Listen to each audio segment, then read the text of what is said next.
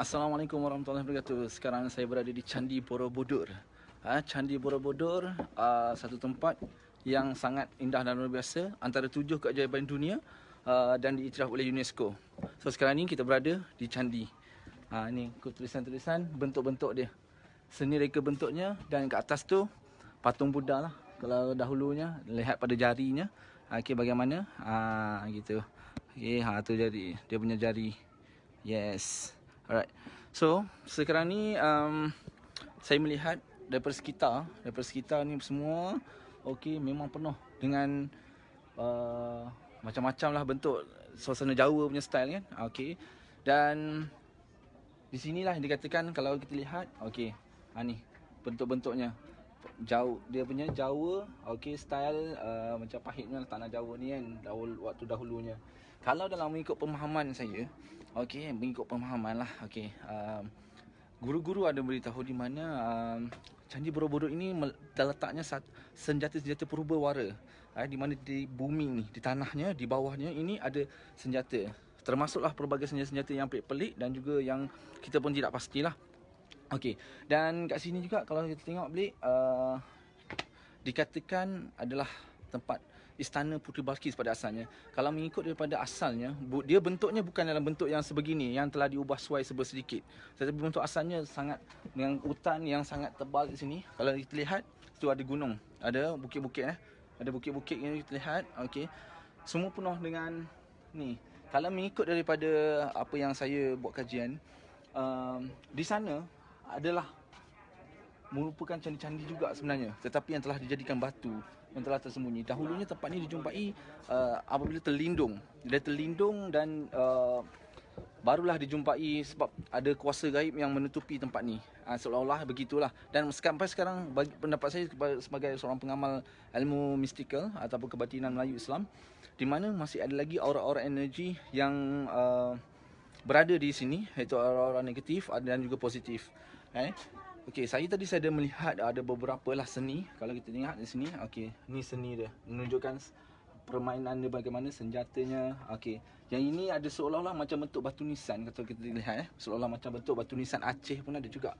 Okey, tetapi mungkin ada tingkatan-tingkatannya lah. Kalau ikut sini dia ada tingkatan pertama, 2 dan 3. Atau mungkin bermula daripada bawah membawa ke atas. Alright.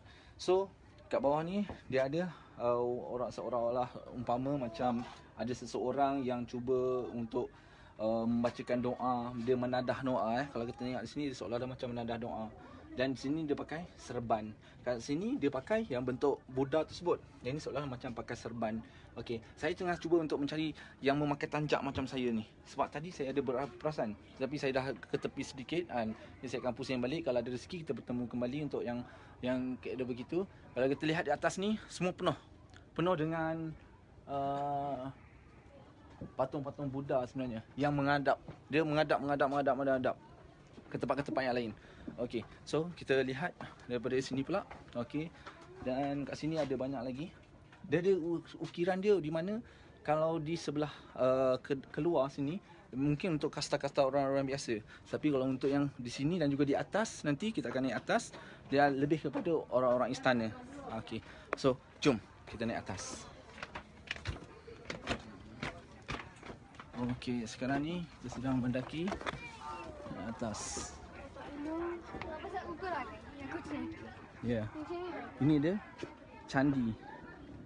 Okey, candi. Alright. So, lihat, nampak? Okey. So di atas ni adalah pelbagai candinya. Okey, pelbagai candi-candi yang ada di atas sana. Kalau macam saya beritahu tadi lah, mengikut pemahaman dan kefahaman yang kita belajar, di mana di sini adalah istana Puteri Balkis ketika Nabi Sulaiman AS dicipta oleh Puteri Balkis dengan hasilnya bunyian-bunyian ataupun jin-jin yang ada di sekitar sini. Okey, kalau kita lihat daripada sekeliling ni, saya berada di sini, saya melihat di mana kawasan ini ditutupi dengan gunung-gunung. Okey, gunung-gunung dan juga bukit bukau yang berbatu. Okey. Inilah candi-candinya. Ada beberapa kubah. Okey, ada beberapa kubah sehingga kubah yang di tengah sana. Okey. Kalau kita lihat okey, nampak tak? Ada soalan ke? Macam alhamdulillah. Salam tuan. Waalaikumsalam. Muhammad Ridwan Samri, terima kasih. Alhamdulillah Darah Melayu, terima kasih menonton. Pergi kat stupa masukkan tangan. Kiandin Farin. Enggak bisa pak, di sini ada kamera yang menontonnya. Okey, alhamdulillah saya dah sampai 97. Kejadian dikatakan sekelip mata ada patung tanpa kepala, ibu dan jari. Dia memang ada banyak patung tanpa kepala dan ibu jari di sinilah. Mungkin telah diambil oleh sesiapalah ketika zaman sebelum ni. Alright, terbaik Datuk Panglima. Terima kasih Syed Fairuz. Okey. So kita lihat di atas. Yuk kita naik atas. Okay. Hari ini terlalu ramai orang sebenarnya, dan kalau kita kisahkan kembali kepada kisah Puteri Balqis, kisah Puteri Balqis, di mana di sini saya yakin mengikut aura-aura yang saya dapat rasakan ada unsur-unsur tenaga di bawah tanahnya, yang dia berpaksi kepada yang ni, yang besar. So straight ke turun ke bawah. Kat sini telah dijaga oleh UNESCO. Jadi sesiapa pun kalau nak buat apa pun tak boleh. Nak buat kajian pun mungkin ada prosedur-prosedur tak pasti. Tapi kajian macam pun nyata dan khaib perlu. Okey. So kalau kita lihat kat atas ni, okey. Saya kata tadi ditutupi oleh gunung-gunung lihat Okey sana. Itu gunung-gunung yang ada, yang menutupinya lah. Jadi candi-candi ni penuh, dan setiap satu candi ini difahamkan adalah akan dimasukkan pengorbanan pada seseorang. Maksudnya di dalam candi ini ada sesuatu lah. Kalau kita tengok di bawahnya, seolah-olah macam dia ada patung dalam tu. Patung itu yang diletakkan di hadapannya ada ruangan kosong sedikit. Ruangan kosong itulah yang diletakkan orang-orang yang bakal dikorbankan, sebab dia perlukan darah untuk bergerak. Okey, di sini kalau kita lihat ada pelbagai lagi saya lihat. Sayang, jom depan. Okey, so kita tengok ke depan ni. Tengok yang candi, jangan tengok yang gadis-gadis tu Okey. Di Borobudur, Borobudur, bahasa Jawa yang terdahulu. So sangat indah. Seriously, alhamdulillah Allah Taala cipta tempat ni memang cantik. Lihat, jom.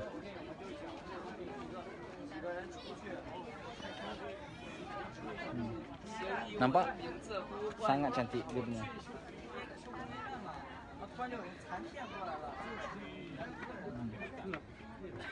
Okey. So dari Borobudur ni kalau apa yang saya ni dikatakan, Taming Sari punya keris pun telah kembali ke di sini di tanah Jawa, dan Taming Sari tersebut berada di bawahnya sekali. Dan di bawah ni ada satu alam lain. Ini mungkinlah boleh terima pendapat, boleh dikiaskan ataupun tidak terpulang. Okey. Tetapi ada beberapa candi yang lain juga sebenarnya, bukannya hanya Borobudur saja. Yang dirahsiakan pun sebenarnya ada. Tetapi mungkin ada fakta-fakta yang tertentu lah. Baik. Okey, sangat cantik dia punya ni.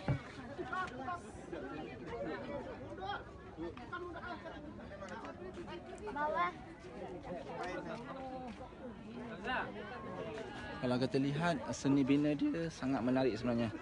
Seni bina dia sangat menarik, dan ada juga yang dah pecah-pecah. Dan ketika waktu perjumpaan dia dijumpakan candi ni, dia dalam keadaan yang memang tertutup sebenarnya. Tidak ada sesiapa yang jumpa. Tapi kalau nak katakan jarak antara dengan bandar pun tidaklah jauh mana pun. Tapi ialah rahsia Allah Ta'ala. Bagaimana dia boleh ni pun saya tidak tahulah. Okey, kalau kita lihat macam ni.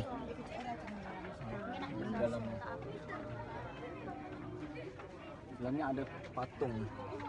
Ada tangan tu, kalau lihat nampak ada patung. Gitu. Alright.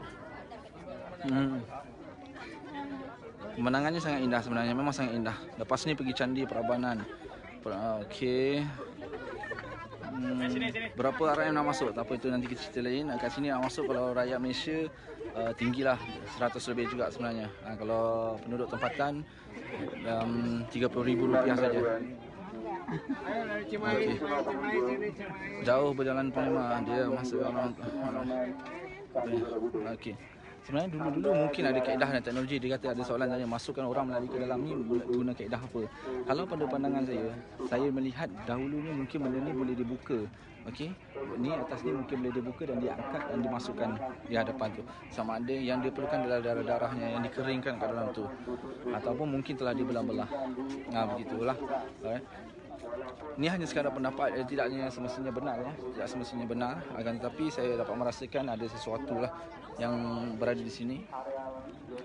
Okey, sini adalah kawasan yang sebelah lain pula yang belum tengok lagi. Okey. Di atas sini. Alright. So binaan dia sangat cantik dan sangat menarik lah. Okey, sangat menarik. Memang luar biasa. Bagus ni Nik Fu, best. Terima kasih semua. Terima kasih Rizat. Terima kasih Nifos Putri, Sarudindin, Arhan kami, awak Batu Hak. Okey. So kat sini kalau kita lihat, kita tak boleh nak pergi mana-mana dah sebenarnya. Memang hanya berdekatan dekat sini saja sebab kawasan ni agak luas sebenarnya. Tetapi candi ni hanya di sini sahaja.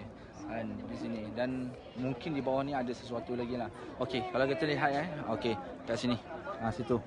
Ada satu tempat tu yang kepalanya. Mana ya? Saya nak carikan dapat Kalau nak buat terbalik kan macam mana ya? Okey. Alright. Situ. Ini mungkin begini sebelumnya. Okey, dia begini, bawah tu dia begitu. Lihat sebelah ni. Dia sudah hilang. Dia punya kepala dia tu dah hilang, penutup dia tu. So arti kata lain, dia kalau kita tengok kecantikan dia punya sentuhan dia tu, memang benda tu boleh dibuka. Benda tu boleh dibuka ni. Ini boleh dibuka. Tapi mungkin kecanggihan teknologi dulu kita tak tahulah sama dia menggunakan jin ataupun menggunakan apa. Okey. So kat sini juga kita boleh lihat. Okey. Alright. Okey, atas ni. Situ tempatnya. Tempat bersemayam. Kalau dahulunya, kalau ikut daripada ni, dikurungkan sesuatu di dalamnya sebenarnya. Di dalam candi ni dikurungkan dan dia sebagai guide perlindungan dia supaya dia tidak terkeluar bebas. Tapi mungkin ada sesuatu ya. Allahualam dahulu punya cerita. Okey. Assalamualaikum. Waalaikumsalam. Fairul Rozi. Terbaik Pangeran Indah kawasan candi tu, Putra Ayah Gading. Terima kasih. Ada apa nama-nama besar tu? Nama-nama besarnya hanya batu saja. Sebenarnya batu saja. Semuanya batu saja. Tetapi di dalam batu ini ada sesuatu yang lain yang kita pun tak tahu. Allahualam. Ni tempat yang saya berpijak ni kita pun tak tahu kat bawah ni apa dia lagi secara fizikalnya, tetapi secara ghaibnya kita boleh bicarakan ada sesuatu yang tenaga yang tersembunyi di bumi ini. Okey. So saya pergi ke sana. Okey. Alright. So di sini. Okey, tu dia Gayung Makrifat Lumpur Fighter berada di sini di bumi candi ya. Alright. Okey. Di sini. Apa Pak? Permisi Pak. Ya. Ya udah. Sudah bicara bahasa Indonesia kita ya. Okey, di sana. Saya percaya di sana bukit-bukit semua gunung-gunung tu adalah kawasan yang sesuai sebab dia dilitupi seperti bentuk U dan dikawal oleh satu energi yang tenaga. Kalaulah diberikan Allah Taala izin ada rezeki banyak yang kita boleh teroka kat atas tu sebenarnya. Mungkin ada sesuatu yang lain. Okey, so Candi Borobudur menjejak kaki di sini di mana bumi-bumi senjata perbawara berada di bawah ini. Sejauh mana kebenarannya wallahu alam, tetapi kalau mengikut daripada energi yang kita boleh detect. Okey, tadi saya sempat berpakaian gayung makrifat di sini, bersilat sebentar, tapi tidak dibenarkan lama-lama sebab di sini ada peraturannya sendiri. Okey, kalau nak lebih jelas di situ ada satu lagi. Gitu. Ini kepalanya. Ini asalnya begitu. So mungkin sudah hilang dan semua dimasukkan dalam tu. Ya, Ridwan Samri, Mamat. Okay. Alright. Okay. So agak menarik tempat ni, dan juga saya suka sekurang-kurangnya kita menjelajah dan kita menjejak kaki ke tempat ni lah. Okay. So itu saja, tak perlu lama and live. Kepada siapa yang berkesempatan saja. Okay. Ada sesuatu yang lain saya perlu lakukan. Kita akan berada di mana? Okay. di bahagian hutan di bawah sini ada satu tempat adalah sisir untuk kita mentelaah duduk berdiam diri melihat alam ya. InsyaAllah, amin. So semoga kita bertemu lagi. Alhamdulillah, terima kasih kepada semua yang menonton.